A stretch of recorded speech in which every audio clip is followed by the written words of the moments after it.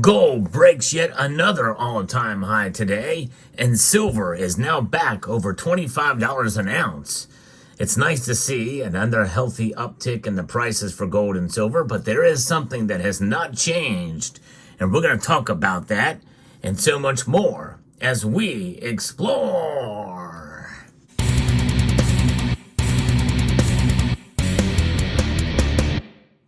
In your market report for this Good Friday, the American markets are actually closed. So we are going to be reporting on the world spot price, the Asian markets and European markets, and gold is shining pretty brightly, up over 1.7% now to $2,235 an ounce. Silver is hanging out just above $25 an ounce, up 1.4% today, a 34% increase at $25.04. Platinum group metals are up as well. Everything is in the green. You know, that's good news unless you're a buyer of these metals. And then we have the pickle that we find ourselves in. Well, will they continue to rise? Or should I wait for a pullback? Because the increases that we're seeing today are not dramatic, although gold just keeps on breaking its record, but it's not clipping up in a dramatic pace from day to day. In other words, they're not surging from a day-to-day move, but it is a continued bull run for gold. No question about that. Silver, on the other hand, has a lot of room to move, obviously, and that is what is not changing now, because it is performing a little less in terms of its pace and price increase than gold is now. Gold at 1.77, silver at 1.4% increase, which means, and this we've been saying for days now, this is not changing. The gold to silver ratio remains high in spite of both metals going up. It is now sitting just below 90 to 1, 89.53. Gold is king compared to silver in terms of its price performance that we're witnessing here. How long will that last? I don't know. It's going to be interesting to see this breakout for silver that I've been talking about. When will that occur? When will the money managers and hedge fund managers start to make their move into the undervalued asset of silver? I don't know, but I think it's coming. I just don't know how long it's going to take for that to occur. But I think it is fascinating that in a normal market, even in a market like this where we're seeing a sustained increase for days, weeks, and even months, for the most part, there are exceptions to that. Typically, silver outperforms gold during these types of moves. That's just the natural flow of things. But we're not seeing that. It's been so out of whack between the gold to silver ratio, and I think a lot of that has to do with a potential for an economic slowdown.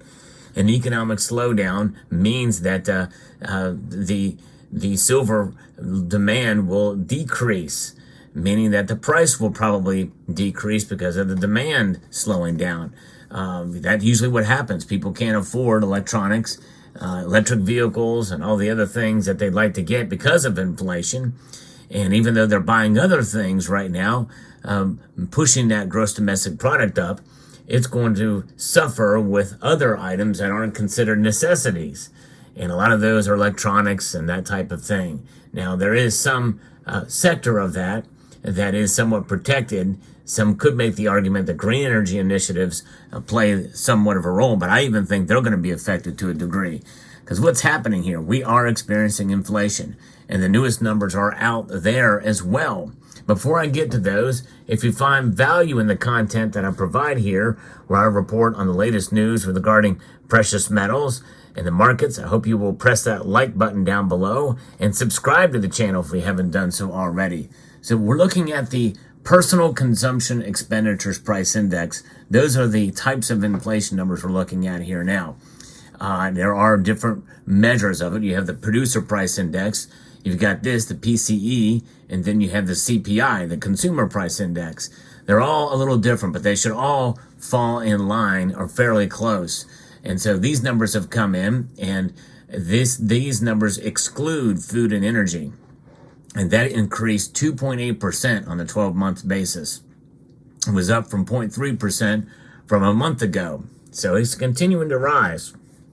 although I don't know what it was last month, but still, this is not good.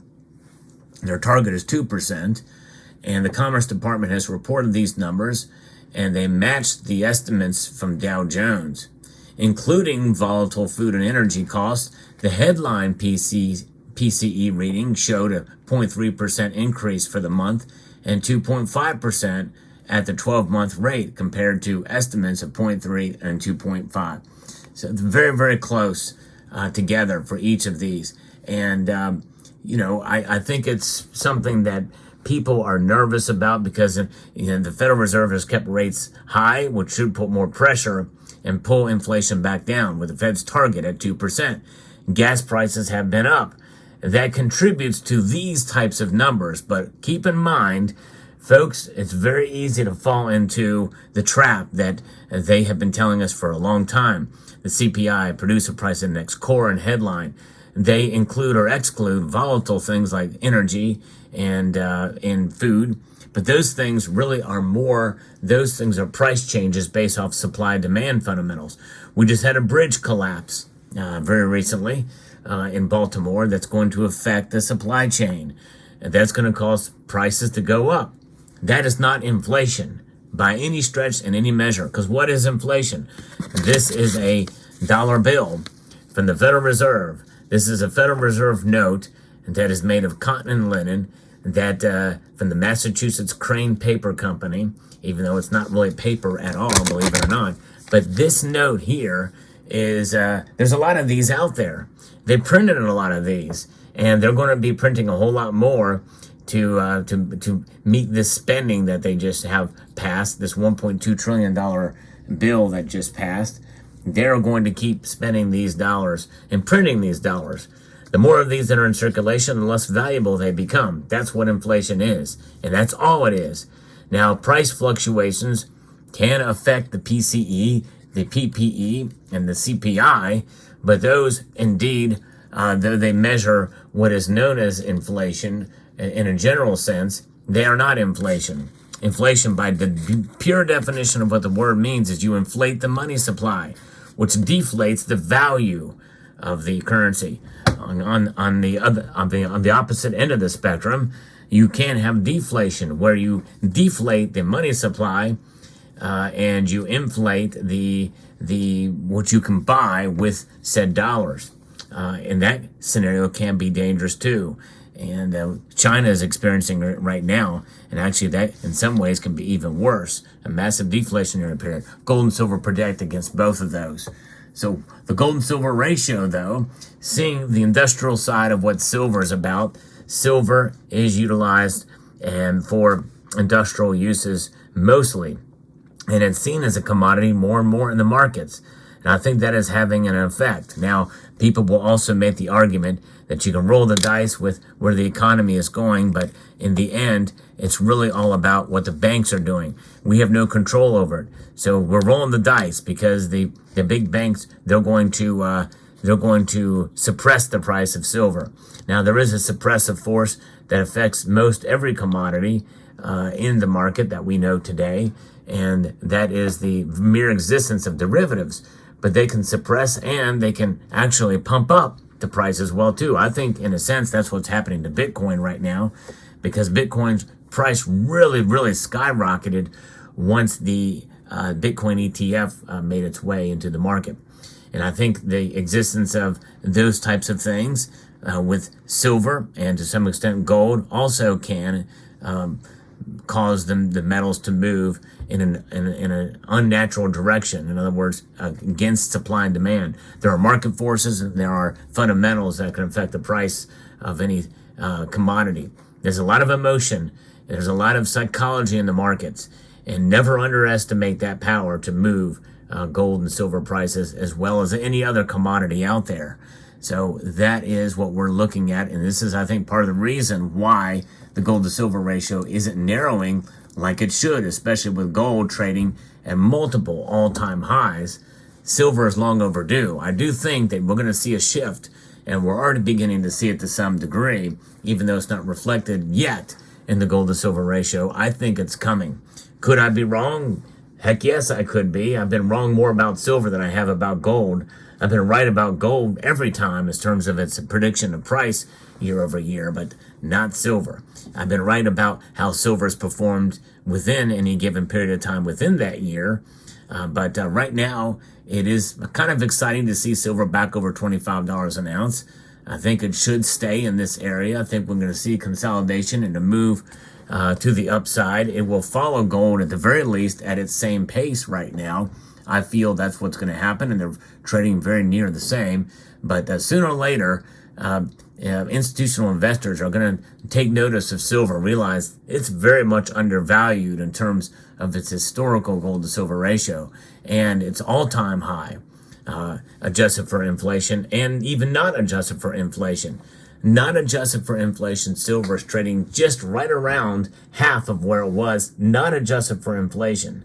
Let that sink in. You want to talk about an undervalued asset, that's exactly what silver is. But this thing that has not changed, this gold to silver ratio, it frustrates a lot of silver stackers out there.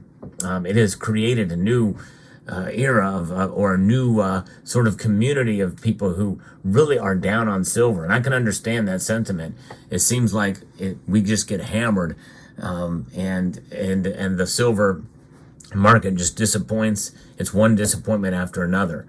But when you look at it through a larger lens, and you look at it through a practice of dollar cost averaging, silver's not doing too bad. It really isn't.